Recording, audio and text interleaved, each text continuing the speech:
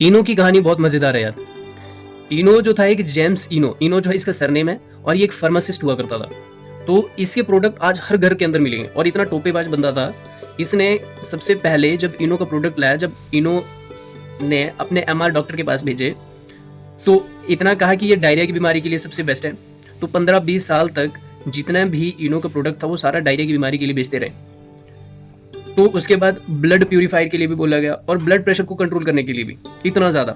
तो जब डॉक्टर के पास एमआर आया तो सारी इन्फॉर्मेशन दी, तो कहा कि मैं इस कंपनी के नाम से आया हूँ। तो यहाँ जाकर के तो जितने भी एलोपैथ होते थे कंपनी के नाम पे बहुत ज़्यादा रिस्पेक्ट करते थे, तो कंपनी को भगवान के नाम लेते थे, क्योंकि वहाँ से प्रोडक्ट आते थे, जितनी मेडिसिन आती थी फार्मासिस्ट की वो सारी की सारी वहीं से आती थी।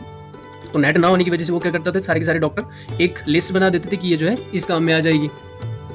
तो कंपनी ने अपनी ओटीसी बढ़ाने के लिए क्या कर दिया, विदाउट एनी प्रिस्क्रिप्शन, ओटीसी मतलब ओवर द टॉप, इसको देते रहे। और इसमें हमारे खासकर जो मम्मियाँ उनका रोल बहुत ज़्यादा, इंडियन मम्मीज पूरी बनाने के लिए अगर ब्रेड मसाला नहीं है तो इनो काम करता था, डोसा बनाने के लिए उसके लिए भी इनो काम करता था।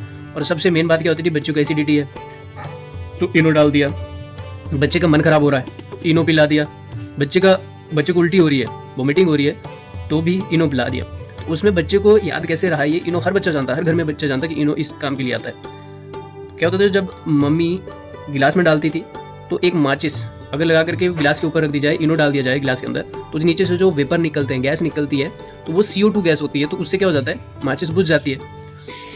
तो उससे क्या होता है कि कार्बन ही हमारे पास, CO2 गैस, कार्बन डाइऑक्साइड ही हमारे पास ऐसी गैस होती है जो कि आग को बुझाने के काम भी आती है। इसी से ही जो इनो है वो कभी फ्रूट सॉल्ट के नाम से बेचने लगे, तो कभी इनो पाउडर के नाम से बेचने लगे। तो बच्चे ने क्या कहा है कि you teach me I will forget, ये एक थॉट है, तो इस पे इंप्लीमेंट होता है बच्चा। तो you teach me I will forget, you show me I will remember, and you will involve me I understand it. तो इसीलिए कहा जाता है कि बच्चे का जहाँ पे भी प्रैक्टिकल होता हो, साइंस का प्रैक्टिकल, बच्चे को वहाँ इन्वॉल्व करना चाहिए। वो कभी भूलता नहीं है बच्चा, क्योंकि बच्चे का दिमाग उस टाइम डेवलप हो रहा होता है, तो वो कभी भूल नहीं पाता है। तो जब बच्चा बड़ा हो जाता है तो धीरे धीरे इस चीज़ को भी समझ लेगा कि जब सोडियम को बाइकार्बोनेट के साथ रिएक्ट करवाया जाता है in the presence of water, तो उससे CO2 गैस बनती है।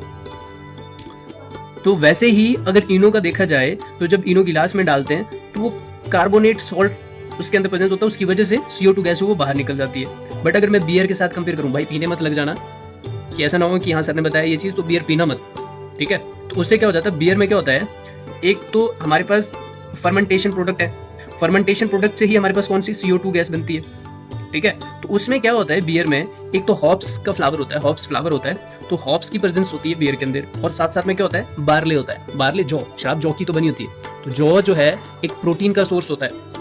तो जब हॉप्स और बार्ले का जो प्रोटीन होता है, ये दोनों आपस में क्या कर देते हैं, रिएक्ट करके क्या करते हैं कि बियर के जो ऊपर जब गिलास में डालते हैं तो उसमें एक लेयर बन जाती है बिल्कुल टॉप पे। जब वो लेयर होती है वो प्रोटीन की होती है, काफी थिक होती है वो, तो उसमें जो CO2 है, गैस है, ये कभी बाहर नहीं निकल पाती, वो ट्रैप कर जाती है उसी गिलास के अंदर। तो जो CO2 है, कार्बन डाइऑक्साइड है, वो इसके अंदर ही ट्रैप कर जाती है, तो इसमें CO2 गैस रहती है। लेकिन अगर मैं सिंपल पानी के अंदर डाल दूं तो उसमें क्या हो जाता है, CO2 बाहर निकल जाती है, गैस वो बाहर निकल जाती है। और देखना, खासकर जब भी हम इनो डालते हैं तो हमारे पेरेंट्स ये बोलते हैं कि बेटा जल्दी से पी लो, ताकि वो CO2 गैस आपके पेट में जो है, आपका पेट जो है वो एसिडिटी को खत्म कर सके, है ना। तो यही सिस्टम होता है बियर और इनो के अंदर। तो बियर में अल्कोहल भी होता है, इसीलिए इसको पीना मत, ठीक है, इसको पी करके नशा आ जाता है। तो इसीलिए जो बियर है वो नॉन डिजिटल्ड बेवरेज है, बेवरेज है मतलब अनाश्रित शराब है।